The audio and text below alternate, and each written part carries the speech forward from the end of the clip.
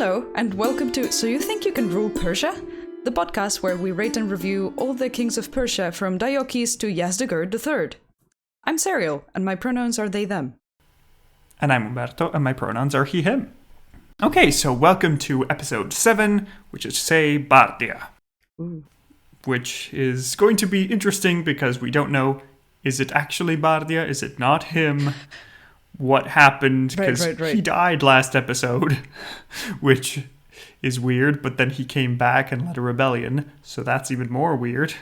That is not the norm. I'm so interested, because we had our previous king, Cambyses. If I remember correctly, he already was afraid that his brother Bardiya would take over, and he kind of got talked into it, like, ooh, be careful about this guy, and so he decided to kill him. And so first we were told that he successfully assassinated him through, someone else who he sent to kill him. And then we get told, oh, here is Bardiya again, and now you have to send a second person to kill him, or to replace him or something. And then there's a rebellion, and Bardiya is leading it. So I feel like he died 3 or 4 times. He came back. He got replaced by someone else. I'm a bit confused. Yeah, it's a lot of stuff going on with Bardiya's life and non-life. So, yeah, we have a few versions and we get some fun action scenes out of him. And yeah, at the end of the episode, we'll get to decide, was Bardiya Bardiya? Was he an imposter? What was going on? Who knows? Who does? All right, so before we start, I think it's worth just recapping where we are in history. So, what did Cambyses do? Yes. In the last episode, Cambyses was the son of Cyrus, and he essentially built up a bit of the empire, built a fleet, and conquered Egypt. Then Cambyses proceeded to either A, go off the deep end and go full murderous, horrible dictator, or B, rule sensibly and just upset some powerful people that wrote bad things about him. Fair. Whichever. Yeah, we had a lot of points in shocking factor, if I remember correctly. And we did agree that probably most of these was a bit of an exaggeration because the people writing about him really didn't like him. But overall, it didn't seem like he was doing a great job. But also, a tall order coming after Cyrus the Great. But yeah, a bit of a tumultuous reign, although the empire did expand. So there's that. Cambyses was reasonably good, but not very good. I think that's sort of where he lies, which is also why we didn't really give him a Shahanshah in the end. Because he's in that middle ground where he's the son of Cyrus, but he's not as good, and he's sort of there. He's neither here nor there. Sort of there, he appears sometime. Yes. But, as we mentioned in the previous episode, he kills Bardiya, supposedly, according to the mainstream version. But let's just jump into Bardiya's version of the story now. Oh, yes. So, who is he? Well, he is the younger son of Cyrus the Great and younger brother of Cambyses. We're not really sure what year he was born, but a rough estimate can be around 545 BC, mostly based on the fact that we don't really know anything about him earlier, and if he were older, we would probably expect some similar position to the one Cambyses had, where Cambyses was king of Babylon for a while. It's weird that Bardiya wouldn't have anything of that sort if he was of an appropriate age. Right. So we can assume that he was young enough that Cyrus didn't really give him any official command. We know little about Bardiya from before Cyrus's death, but according to Ctesias, when Cyrus died, Bardiya was made satrap of the northern borders of the empire, so the part that borders all the nomadic peoples, and seemed to do a good enough job that we don't hear much from that area. Interesting. So he had some official position that went not terribly. Wait, but when did this part of the region, the nomadic tribes, get annexed to the Persian Empire? Well, that was under Cyrus. So Cyrus didn't really manage to subdue all the steppe peoples when, of course, he died because of that. Yeah. But he managed to get enough. He managed to get a nice buffer zone of control of friendly peoples in the area, and Bardiya is apparently the one in charge of taking care of this Interesting. region. So Cyrus didn't just die in the first battle, but eventually he faced this queen. What was her name? Tomyris. Tomyris, yes. And she brought him to his death, but apparently that wasn't the first tribe he tried to conquer. No, because Cyrus did a lot of campaigning in the east. Okay. That Herodotus says Cyrus campaigned in the east. Yeah, that's full true. stop. Let's look at something else.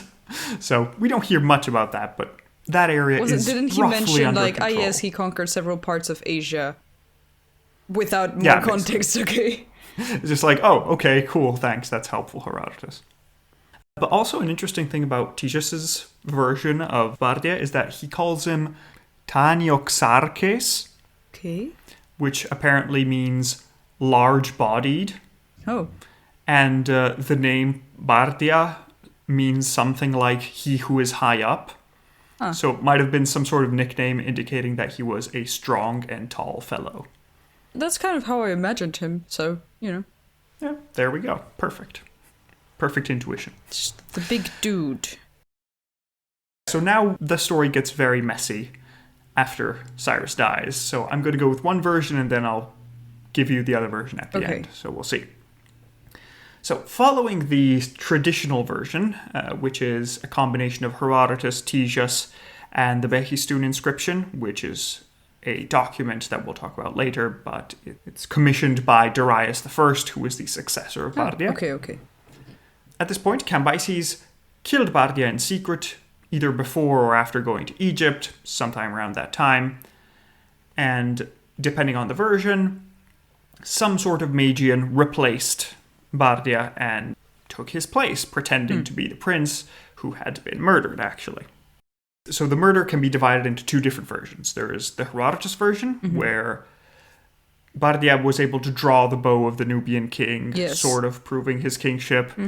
And Cambyses had a dream of Cambyses had a dream of Bardiya sitting on his throne, so he sent a man to drown him in the Persian Gulf. Yes. Instead, Titus shows us a slightly different version, which, as usual, shows his dislike for courtiers, where apparently Bardiya whipped a Magian for some sort of crime that he had done. At which point the Magian approached Cambyses and told him that, Bardiya is planning a revolt. Yes, I've seen his plans. This is 100% foolproof evidence. As proof of this, try to summon Bardiya and see that if he doesn't come to you, it's proof that he's trying to make a rebellion. Yes. So, as we saw before, Bardiya is called 3 times. 3 times Bardiya is busy dealing with the frontier. And then when Bardiya actually shows up, Cambyses murders him in secret and sets up the Magian, who looked a lot like Bardiya, to pretend to be his brother. So at this point, a few years passed, and we saw Cambyses becoming more and more tyrannical, according to the story.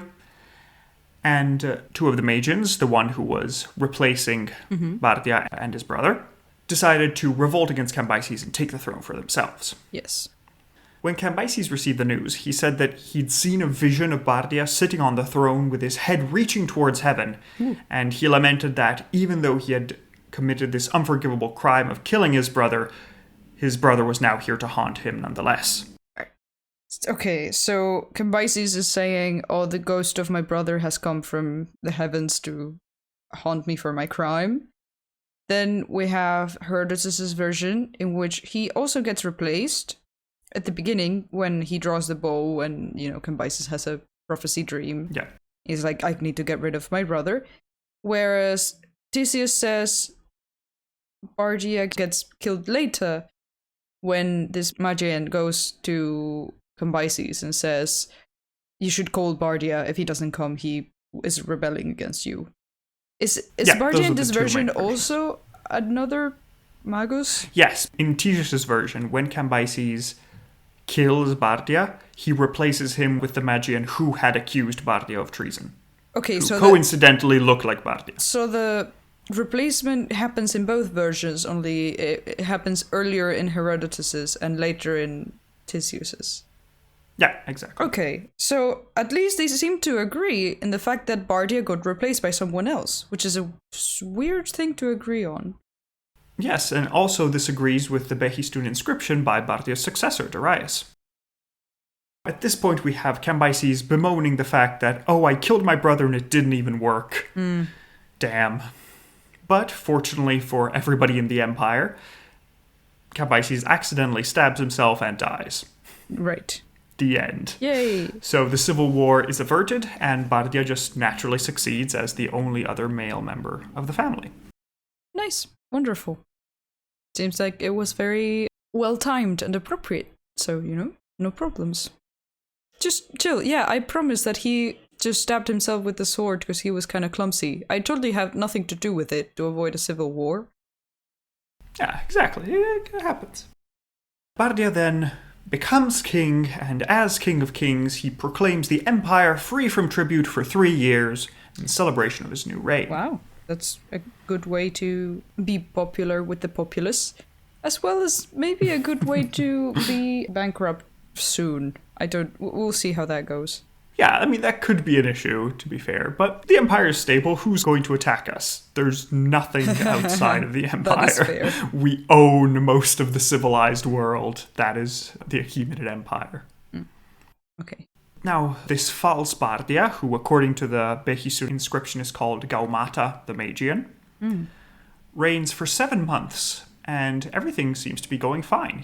Wait. So, the inscription of Bardiya's descendant actually speaks of a replaced Bardiya? The important thing to note here is that it's not Bardiya's descendant, it's Bardiya's successor. Bardiya's successor is saying, yes, this guy was an imposter, and it was actually a secret Magian who did all this. Oh, okay. I retract from what I said before. This is way more interesting. Please continue. Yes, fair. Apologies. So this false Bardiya rules for 7 months. Well loved, because, well, nobody's having to pay taxes, so that's fun. Yeah, I would love that. However, after these 7 months, some of the nobles at the Persian court start to become a bit suspicious of this new Bardiya. He isn't really showing up very often. He is hiding around in the palace. This is weird. I wonder. However, a rich Persian noble called Otanes suspected that something was wrong because Bardiya never left his palace and didn't summon any important nobles to see him. He just sent messages back and forth without anybody being able to see the king. Who does that? Which, I mean, it is sort of what Diocles used to do, but bit weird. You'd expect at least the nobles without any to see contact from fellow humans for an indefinite period of time. Nonsense. Exactly. Otanes, however, has a way into the palace because his daughter had first married Cambyses, and then when Cambyses died, Bardiya, or the false Bardiya in this story, inherited Cambyses' harem. Oh, okay. That's a thing that happens? Yes, apparently it happens often. It's a thing. So Otanes asks his daughter if her husband is actually Bardiya or if he's just some random dude. But the daughter said, I don't really know. I'm sorry. I've never seen Bardiya before marrying this version, so I can't tell the difference. Is there someone else you could ask? So Otanes then asks Atossa, one of... Yes, I remember. Yes, the important daughter. She's finally back. Yes, because she's the daughter of Cyrus and was the sister wife of Cambyses and is now the sister wife of Bardiya. Or supposedly Bardiya. So if anyone knows if it's an imposter, she'll know. Yeah, she's seen Bardiya before. Yeah. But unfortunately, when Otanes goes to ask Atossa, he finds out that she has been sent away to a different palace and Bardiya is only keeping the company of Otanes' daughter. So Otanes says, okay, fine, that's annoying. How do I find this out? And not suspicious at all. So Otanes then asks his daughter, you know what, there's a rumor about this suspicious Magian. Because this Magian imposter had his ears cut off as punishment. Whoa, okay, that's, I guess, easier to find out than asking someone who knew Bardiya. Yes, this is more straightforward. And this Bardiya apparently always has long hair that covers ears or lack thereof. Smart. So Otanes says, listen, my daughter, when you're in bed with him, check his ears, see if he has any. If he doesn't, that's the trick. See if he has any. Yes, perfectly there. And yes, lo and behold, the next night, Otani's daughter feels up the ears of her husband and finds there aren't any. They were cut off, so it has to be the imposter. Terrifying. So Otani's, with this news, gathers up 7 Persian nobles, extremely influential families from the region, among which is a certain Darius, who was previously the bodyguard to Cambyses. I remember this person. We talked about him. I have his name in my notes. Very good. We'll have a lot more chance to talk about him. Wonderful. Otanes and his group of nobles decide to plot murder. They are going to take down this imposter and restore the empire to the correct road it's supposed to have. And now we have 2 versions, so I'm going to go with Ctesias, which is shorter, and then Herodotus is the next one, which is the most fun and cinematic one. Awesome. So according to Ctesias, these nobles persuaded the person holding all the keys of the palace to let them in. It's like, hey, we just want to talk to the king. Can we go in? You just rolled a really high persuasion check. Yeah, exactly. Like, hey, do you know who we are? We know the king. He invited us for a party. We swear. Yeah, and are you going to say no to a bunch of influential nobles with knives? I wouldn't. I'd say, yeah, sure, you do you. Bye. So they let them in, and these nobles find Gaumata the Magian, this imposter, lying with a Babylonian concubine in bed. Outrageous. And they notice that, look, the ears are gone. This is our man. And when Gaumata sees the attackers, he broke a leg off of a golden stool and tried to fight back his attackers. But they had swords and he had a table leg. Yeah. So he was eventually cut down by the nobles. At least he tried. Yeah, so this is Ctesias' version. But Herodotus gives us more flavor and it's tasty. Oh, let's go. So according to Herodotus, the nobles enter the palace without issue because, well, the guards know them. They're the nobles. It's fine. They can go around the palace grounds. Nothing it's cool. suspicious. Yeah, nothing suspicious about that. Once inside, these nobles were stopped by the court eunuchs who tried to tell them, no, you can't go talk to the king. He explicitly said that he doesn't want anybody to see him. But the nobles decide to take out their swords and start stabbing eunuchs left and right. Oh no. Well, at least the eunuchs did better than the guards. I mean, yeah, they were doing their job, but unfortunately the guards are the ones with swords who could actually help. Yeah. So, sorry, eunuchs. But, fortunately, their screams alert the Magians inside that they have to get ready. I thought you said their screens, and I was like, what is this, the 21st century? I was so confused for a moment. Yeah, I'm sorry. They had tiny little tablets that they were carrying around for appointments. And someone was like, oh, look, in the cameras. Somebody send the king an email, quickly. But yes, the screams, with an M, of the eunuchs alert the Magians inside. So Gaumata and his brother decide to ready up for battle. So the brother manages to pick up a nearby spear, while Gaumata picks up a bow that he's going to shoot. Perhaps the bow of the Nubian king. So he was just hanging out with his brother? Yeah, I mean, they were just in the palace, being alive. Okay. And at this point, the conspirators bust into the room, and the brother with the spear stabbed one conspirator in the leg and another one in the eye, which is pretty hardcore. Good accuracy. Wow. Yeah, that's very good. But unfortunately for the Magian, both of these conspirators survived and managed to back off a little bit until the rest of them could come in and stab this Magian to death.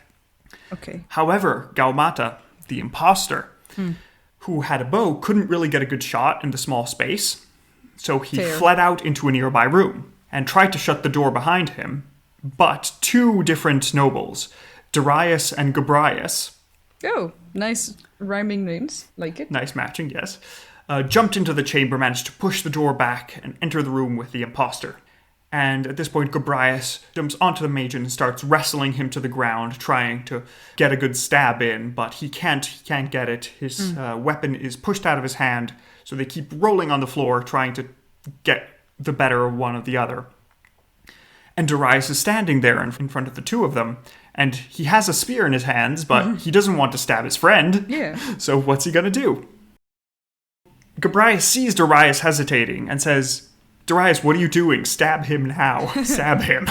If we don't stab him, we all die. So stab him now. And Darius says, but if I stab him, I might risk killing you. And Gobryas replies, I don't care, just stab him. I'm dead anyway if he manages to survive the night. This is bigger than you and me. Yes. So Darius takes his spear and in the dark he manages to stab through into the massive bodies. Oof.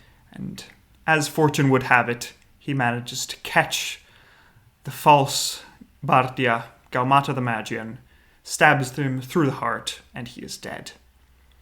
Well, did he kill his friend, though? No. Oh, fortunately, fun. Gobryas survives, so it's fine. Wonderful. I hope he doesn't become a terrible person in the future. We'll see. So, on the 29th of September of 522 BC, the false Bardiya is dead, killed by a palace conspiracy. Well, that was quick. Is that all we have? That is all that we have, but, as I mentioned, there is a little bit of doubt around, was this actually an imposter? Because, spoiler alert for the next episode, Darius is going to succeed the throne. Yeah, I know the name. I know he was coming. I've heard some people really like him. Yes, many people do indeed, and I do personally. But yeah, so the fact is that Darius succeeds Bardiya, and Darius is the man who stabbed Bardiya. So he has a clear interest in showing that Bardiya was an imposter, while maybe Bardiya was actually just the legitimate son of Cyrus. That is fair, because, well, I mean, both versions that we've had do confirm that at some point the real Bardiya was replaced by a magus, but they are all versions from some years after the fact, and they might have been influenced by the version that Darius put out there as the official version, right? Yes, so before rating him, I just wanted to go through a few pros and cons of the different theories. So Let's do it. let's see what happens.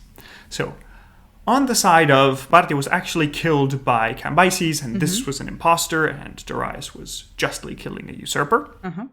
We have the fact that all of our ancient sources give this same version.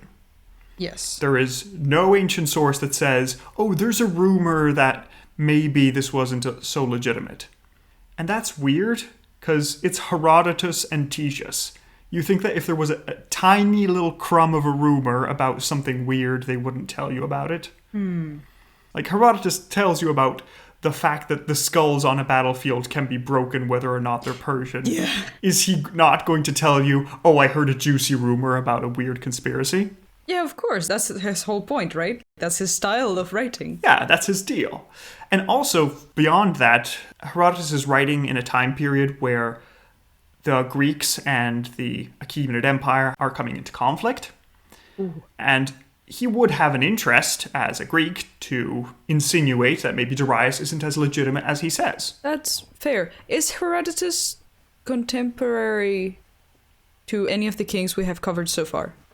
We're getting close to Herodotus. We don't really know precise biographical details, but he lives through at least a little bit of the reign of Darius. Okay. So he would actually have somewhat Yes. of a reason to do this.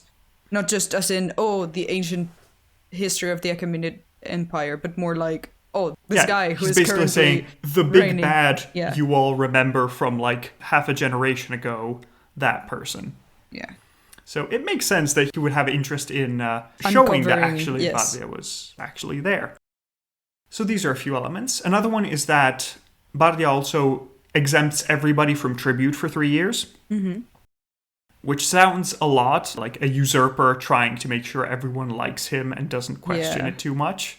Saying, shh, it's okay, you don't have to worry about anything. You're not going to have to pay taxes for 3 years, just don't look too Especially much into me. since Bardiya, I feel like, would have already been liked by the people because Cambyses wasn't doing that great. And also, he drew the bow of the Nubian kingdom. Like, he had this omen of, like, I pulled Excalibur out of the sword. I feel like that would make him popular with the people. Yeah, so if he was actually that popular and the son of Cyrus and all that, why does he need to make sure people like him with this extra tax thing? Yeah. That's a bit weird and suspicious. Strange. So, those are the pros in the camp of, yes, Bardiya was actually an imposter. Bardiya actually died under Cambyses, and this was an imposter. Instead, on the side of Bardiya was actually alive all along and Darius is a conniving usurper, is the fact that, based on the hard historical evidence that we have, Cambyses didn't seem to be especially cruel or mad as he's portrayed in the sources. Right. All the sources we have from Egypt generally see Cambyses being respectful of the local population and acting roughly in the mold of Cyrus. What do you mean? He didn't stab the bull? Yeah, I mean, in the historical record, we have that he just made a very nice sarcophagus for the bull when it died of natural causes. Unbelievable. Yeah, so it's weird that there's this dissonance between what we're told about Cambyses and what we see about Cambyses. And therefore this applies to Bardiya and his death. Yeah, so this applies to the murder of Bardiya. So did he actually commit this murder? Because he doesn't look that mad and tyrannical based on some evidence. So that's weird. Interesting. And next we have the fact that how similar did this Magian actually look like Bardiya? How close did they actually resemble themselves? Yeah, that was always kind of iffy to me. Because it's a really strong coincidence to find a guy in government that looks exactly like the king and can just replace him. Yeah. Without just, looking for him outside throughout the empire. Yeah, it wasn't that they made a census of everyone in the empire to find the person that was closest to Bardiya in appearance. It was just this Magian that was at court happened to look exactly like Bardiya. Yeah, and yes, I get it. Information is not so widespread. You don't get photographs of people. Like, normal people on the street wouldn't know what Bardiya looked like. But everyone in court, everyone who has seen him grow up, and just be part of the government, like, someone must have known. Yeah, exactly. And, his sister is around. Yeah. That sort of thing. He is married to his sister. She would probably know. She would know the difference. Kind of seeing someone every day. So those are some weird elements. And then the last one is that after Bardiya is murdered, massive rebellions spring up throughout the empire. Ooh. So he was loved. So that feels more like he was actually loved and believed to be actually legitimate. And this to be a usurpation. Interesting. So these are a bit of the different elements that you have in favor of each version. And, well, finally, we also have that most of the sources are based on Darius telling us the story. I was very confused and intrigued at the fact that not one, but two sources, at least, talked about Bardiya being replaced by someone else, because it is the kind of story that, like, if you tell it to me when we're doing Cambyses' episode and you're like, yes, there's this one source where they say this happened, it's like the kind of story that I would most certainly just put as legend or as, just a story. Someone made a story. Herodotus is making up like some interesting, juicy content for us to read. Because it sounds really far-fetched. Like, come on, people didn't really kill someone then replace it with someone else who looked like them. Like, does that happen ever? That is, kind of like, oh, come on, I can't believe this is a thing. Like, it makes for a cool story, but I don't know how much of it I can't believe. But then, not one, but three different sources, at least, that we have looked into, coincide in the fact that, yes, at some point, whether it was before or after, they're not very clear on it, but Bardiya was for sure replaced, and the person who got to the throne and who was killed was not the legitimate Bardiya. This happened. But, here's the thing.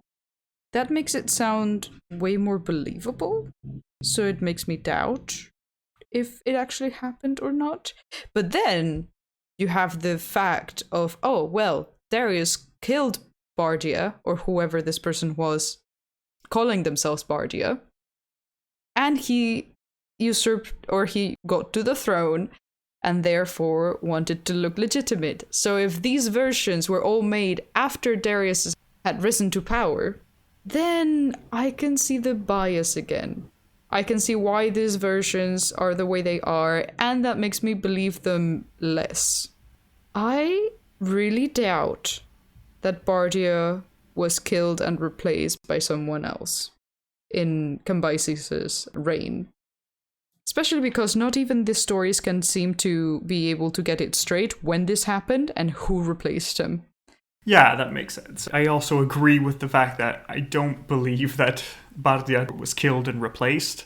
I believe that Bardiya was the correct heir all along. Yeah. And that Darius and the nobles just executed a very efficient palace coup and managed to cover up the history well enough. I don't usually read ahead, right? Like, I don't usually have any idea what is going on. But we had a lovely interview with a friend recently where she talked about how much she likes Darius and how schemy he is and how manipulative and how just obtuse and contorted and just, you know, weaving a story for his own benefit. And so this would not be out of place as something that Darius would do to consolidate his own claim to the throne.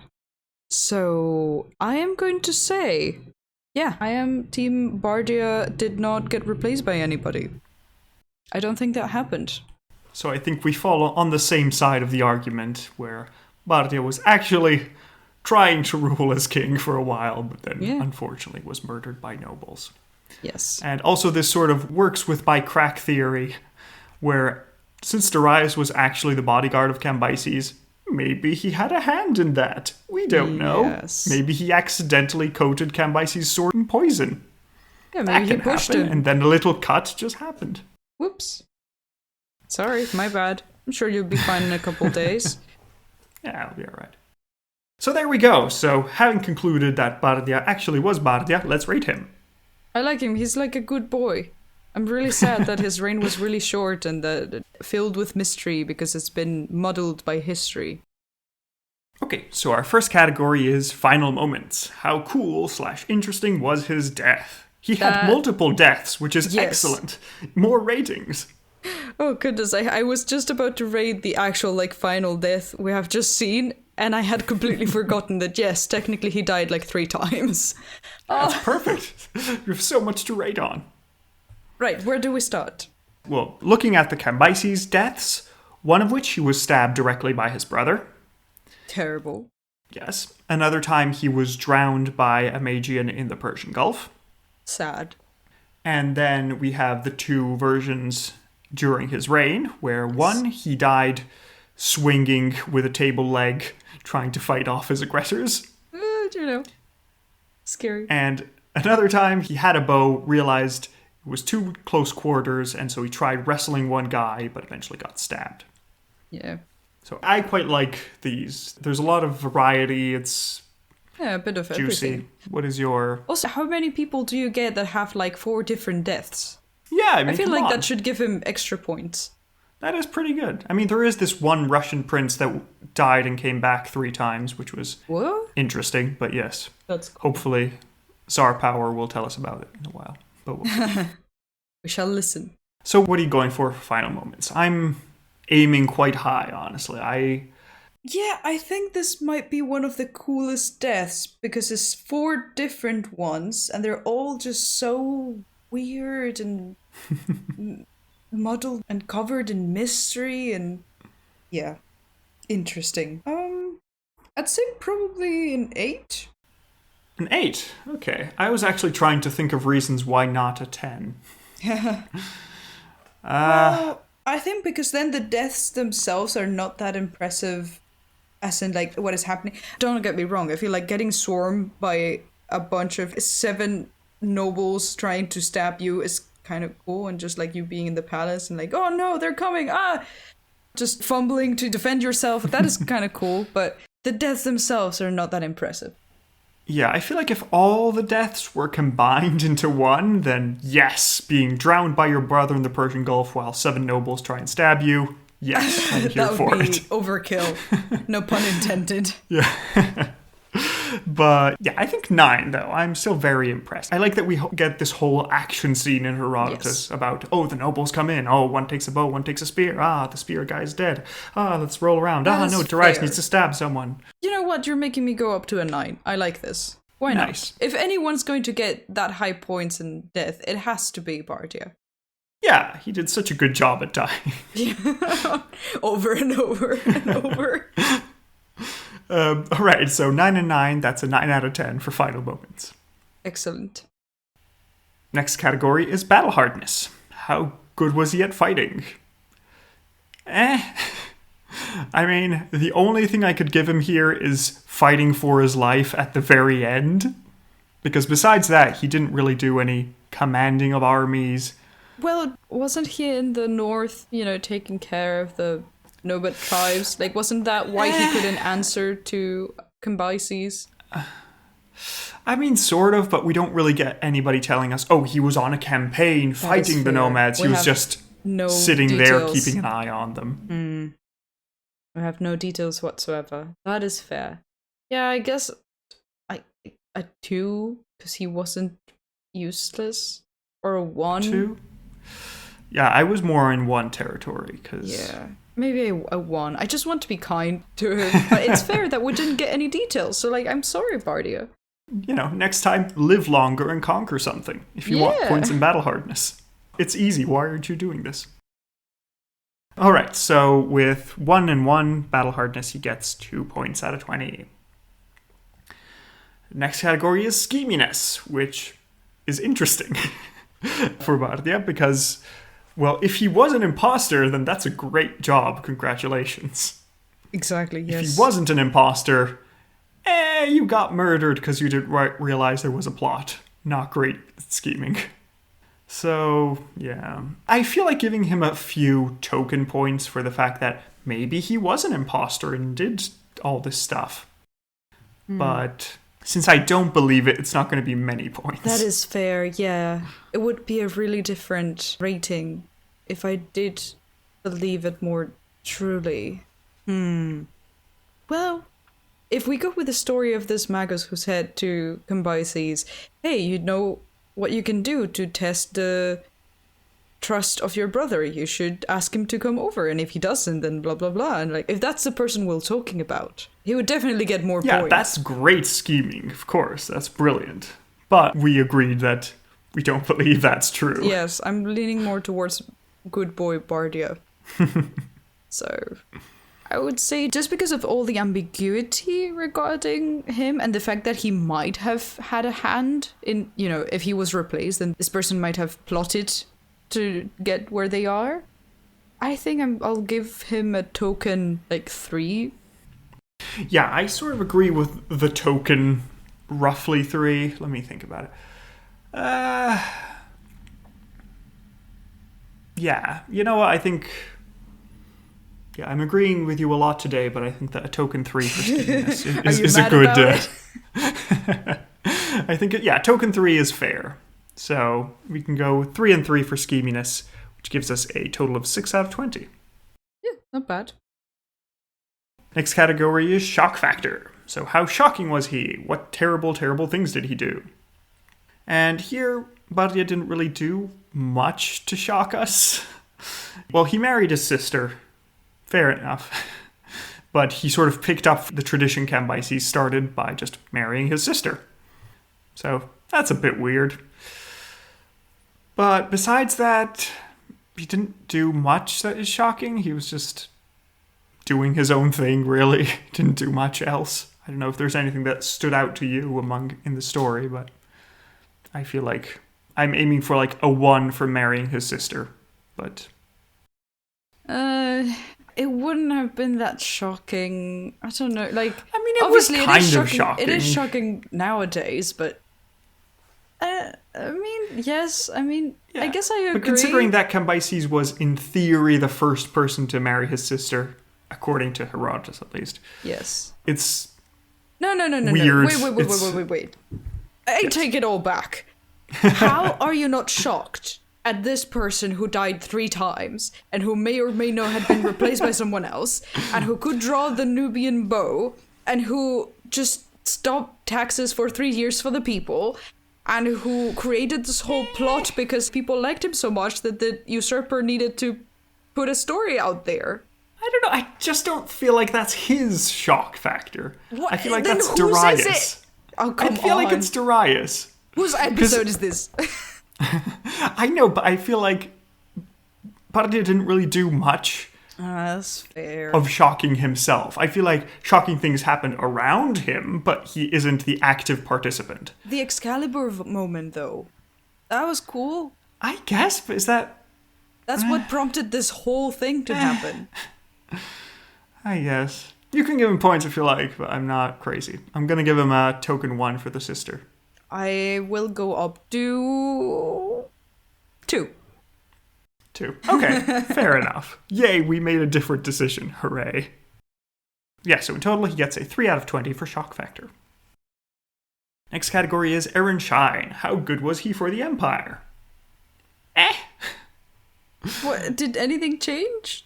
Apart from Not much, honestly. The taxes thing? I don't... Yeah, he exempted people for taxes for like the 7 months that he was ruling. It was meant to be 3 years, but he died early. Heck. He started a civil war with Cambyses, and it only ended because Cambyses died accidentally. Yeah. And then I don't Bardiya know. just... I mean, things didn't go wrong, though. Like, we cannot I mean, he award got negative murdered and points. usurped. They can't have gone very well. No, but Aaron Shine related, you know. Sure, no, I know, but if a bunch of nobles are conspiring to come and murder you, you're clearly not leading it into a new golden age. That is fair.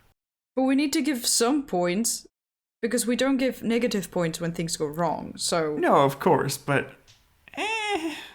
What did he really contribute to the Empire? If you had much. a cantaloupe instead of Bardiya ruling for those 7 months, would it have been different? My cantaloupe? My cantaloupe. Yeah, that is fair. But I can't give 0, because the Empire didn't go to I was trying really hard not to curse, but... I don't know. I mean, it kind of does. Because the thing is, and this is just with my foreknowledge, just to give you a hint into the first 5 minutes of the next episode, after Bardiya is murdered, the Empire is on fire. Ooh. Everything goes wrong. Really? Yes. Okay. And, Well... again, it's not Bardiya directly causing it, but it is his death that sort of causes everything to go awry. So I think I'm going to just have to give him a 0, because he was either A, irrelevant, or B, bad enough that he caused the Empire to burst into flames. Because I feel like an irrelevant king should get a 0 in Aaron Shine anyway, because he didn't contribute anything to the Empire. That's fair. I'm still giving him a 1, because things didn't get completely terrible while he was ruling. For those 7 months, the Empire didn't collapse, which is fair enough. So, together we get a 1 out of 20 for Aaron Shine, which is currently our lowest score. Good job. Hey. He didn't have that much time, to be fair. Like, That's true. He is the shortest ruler that we've had so far. Yep, next category is Face of Faces. And we have the portrait that Darius makes of him in his Grand Behistun inscription, where he talks about that time he overthrew the usurper Bardiya. So, do you want to get a sketch out, and then we will see what he actually looked like? yes, sir. Okay, so Cyril has sent me their drawing of Bardiya. So Huzzah! describe it to you, and then you can see it on the website when the episode releases. So we have a man in a very nice robe. I like it. Very elaborate, very fancy. And he has a nice, noble beard, good mustache, good eyebrows, strong. Thank you. And then one of those nice Persian hats that they have in all the sculptures, which is neat. Because Yeah, I they're good finally hats. Why got some not? reference instead of making everything up. But the coolest part of the drawing is that there are several Bardiyas behind the front Bardiya, and there's a question mark on his hat. And one of the Bardiyas has cross eyes because he's dead, and the other ones are slightly more concerned looking. And there are many question marks around, and there's... And one of them doesn't have ears. One of them doesn't have ears. Oh, I didn't notice that. That's excellent. I love it. That's very good, yes. The one I've to his been right paying doesn't have attention. ears. Very nice. Nice. I appreciate it. And there are sound lines that say ominous noises, which is probably Yes. something like, ooh. Ominous noises. So let's see how close you got with the actual portrait of Bardiya that we get from Darius's inscription at Behistun, which I really love. It doesn't exactly have speech bubbles, but it feels close to it to me. Because over Bardiya's head, there's an inscription that says, I am Gaumata the Magian. I lied, saying I am Bardiya, son of Cyrus. Oh, I see. Yeah, no, very subtle accusation. I see. I must say, I deviated a little bit from my vision that was in my head, but I felt that this could represent Bardiya better. Yeah, that's quite good. I like it. Okay, let me show you the small version and the large version. Okay, so this little figure here is Bardiya. Yes. Hello. And so, over here, this is the larger base to an inscription with Darius and a series of people that we'll meet next episode, among which is Bardiya. Oh. Which is here. Okay. This fellow here. So, if you will describe and see how close or distant you were.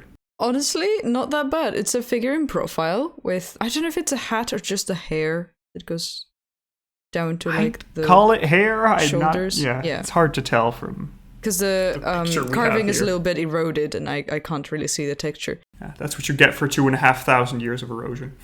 Yeah, it's a figure in profile with a beard, so we agree on that. And not much detail, but I'd say it kind of matches. Just long hair and a beard, I feel like. Yeah, I think it works out reasonably close. But yeah, unfortunately, we don't really have much. This is the only one that we have. And this is... officially sad. The portrait of Gaumata Magian, who is telling us so technically that not Bardiya, and feeling very bad about it. But the lookalike. I really like that it's a portrait with the sole purpose of delegitimizing this person, this Bardiya, whether he was or not, you know. That's really cool storytelling.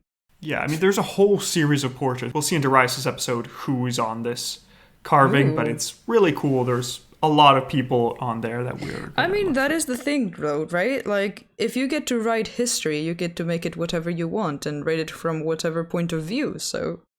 that, yeah, exactly. That's kind of the point. I think I would give this portrait, just because of the circumstances in which it was done, probably a 6. It's kind of cool. A 6, okay. I'm not as impressed, mostly because it's... May I point out, it's also not contemporary. So, you know, almost. I mean, it's roughly contemporary. Really. Yeah, I mean, for the contemporary factor, I'm giving it like a 5. I'm actually going to go for a 4. First of all, because it's not him displaying himself. Yes, it's contemporary, but it's someone else. That's what I meant. You know, showing him. And I give it points because it's contemporary, but it's not very detailed, and it's not exactly Bardiya showing himself to us. It's just someone doing that. So yeah, I'm gonna go for 4 for Face of Faces. How about you? You know what? You've made me reconsider. I think I'll do a 5. Okay, very well. Still like it though. Cool portrait. Yeah, cool way of going into history. Not really good for Bardiya himself, but you know. Not much was good for Bardiya himself. That is fair. Okay, and that gives us in total a 2.3 out of 5 for Face of Faces.